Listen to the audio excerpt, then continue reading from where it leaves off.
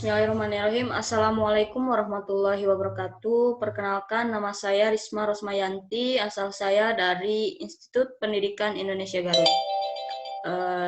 Di sini saya akan mencoba menjelaskan hukum humaniter yang dimana ini menjadi salah satu tugas dari mata kuliah hukum internasional yang diampu oleh Bapak Dr. Tommy Mikhail, SHMH, dari Universitas 17 Agustus 1945 Surabaya.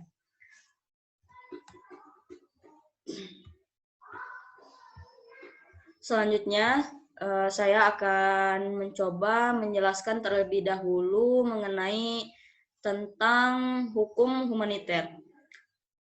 Di sini, hukum humaniter adalah salah satu cabang ilmu dari hukum internasional. Berawal dari istilah hukum perang yang kemudian sering disebut pula dengan istilah hukum sengketa bersenjata hingga akhirnya sering pula disebut sebagai International Humanitarian Law. Saat ini masyarakat di Indonesia biasa mengatakannya sebagai hukum humaniter internasional atau HHI, atau disingkat lagi menjadi hukum humaniter. Selanjutnya, istilah hukum perang awalnya digunakan untuk mengatakan suatu aturan-aturan tentang perang antar negara. Tetapi karena trauma akan Perang Dunia yang kedua menelan banyak korban di kalangan penduduk sipil, maka dilakukanlah upaya menghindarkan dan bahkan meniadakan perang, dengan harapan agar dampak peperangan yang mengerikan tidak terjadi lagi. Upaya tersebut melalui pembentukan Liga Bangsa-Bangsa atau disebut juga LBB, yang selanjutnya dalam anggota Liga bersepakat untuk menjamin perdamaian dan keamanan, sehingga para anggota menerima kewajiban untuk tidak memilih jalan perang.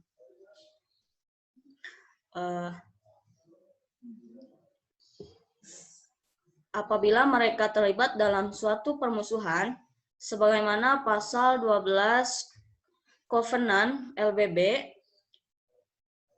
pembentukan Paris Pact pada tahun 1928, perjanjian ini juga disebut dengan The Braine-Kellogg Pact.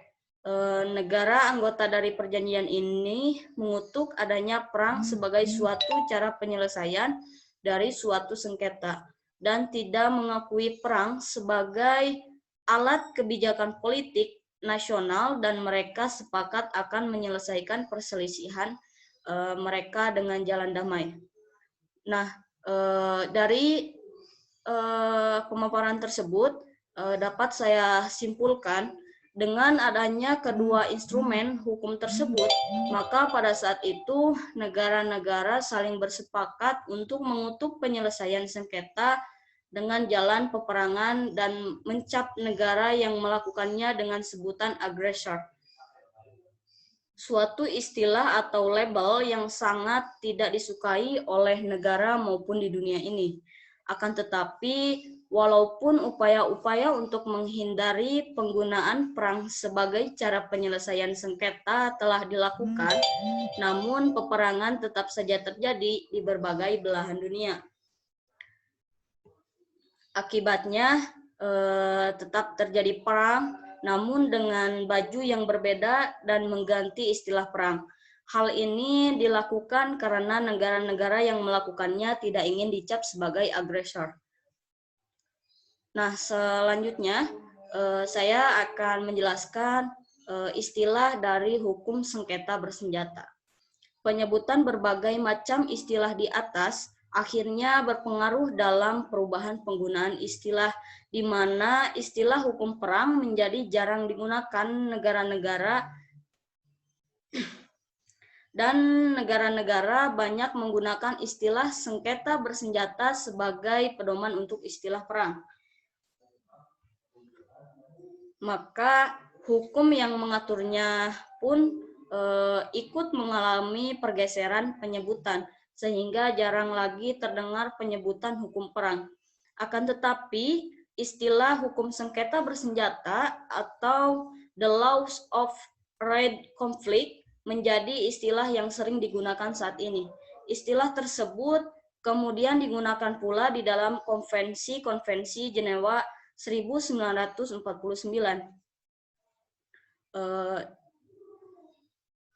Dari pemaparan tersebut, selanjutnya hukum humaniter itu terbagi menjadi dua, yaitu yang pertama ada hukum Jenewa dan yang kedua ada hukum Den Haag.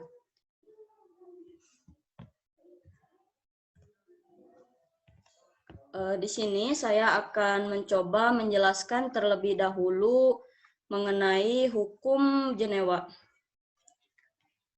Hukum Jenewa atau The Geneva Laws adalah istilah yang dipakai untuk menunjukkan serangkaian ketentuan hukum humaniter yang mengatur mengenai perlindungan para korban perang, baik terdiri dari kombatan maupun penduduk sipil.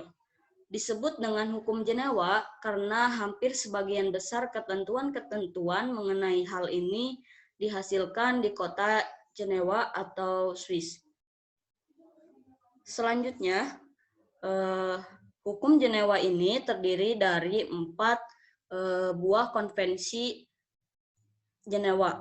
Pada tanggal 12 Agustus 1945, yaitu terdiri dari yang pertama, konvensi mengenai perbaikan keadaan anggota angkatan bersenjata yang luka dan sakit pada waktu peperangan di darat.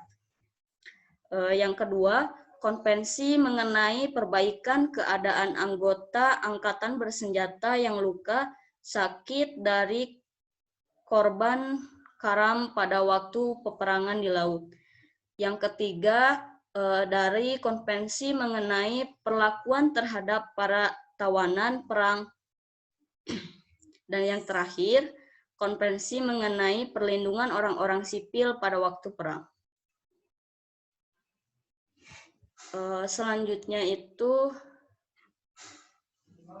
mengenai hukum Den Haag. Hukum Den Haag atau The Hague Laws adalah istilah yang dipakai untuk menunjukkan serangkaian ketentuan hukum humaniter yang mengatur mengenai alat atau sarana dan cara atau juga disebut metode berperang. Disebut dengan hukum Den Haag karena pembentukan ketentuan-ketentuan tersebut dihasilkan di kota Den Haag, Belanda.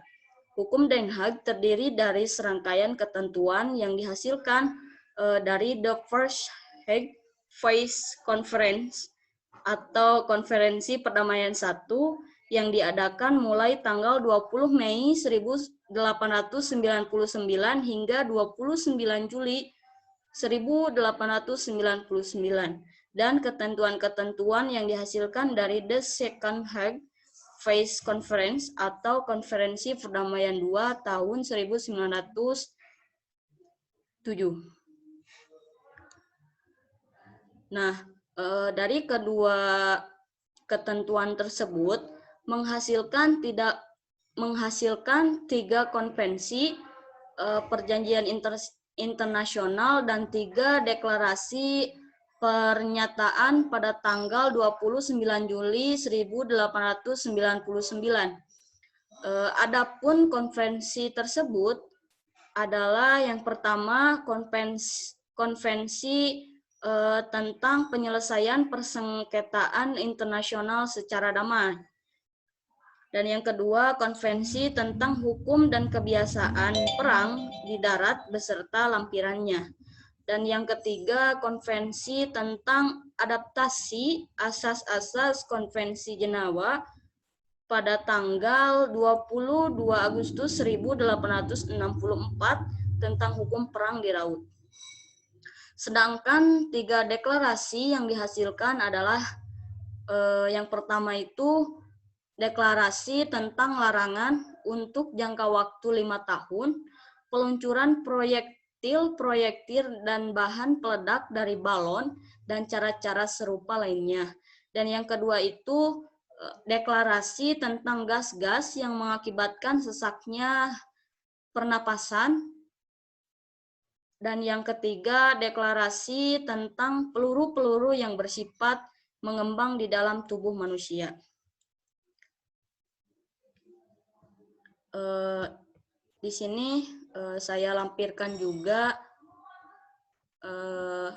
konvensi yang dihasilkan pada tanggal 18 Oktober 1907 menghasilkan 13 konvensi dan sebuah deklarasi juga. Baik, sekian presentasi dari saya. Mohon maaf apabila banyak kesalahan. Wassalamualaikum warahmatullahi wabarakatuh. Terima kasih.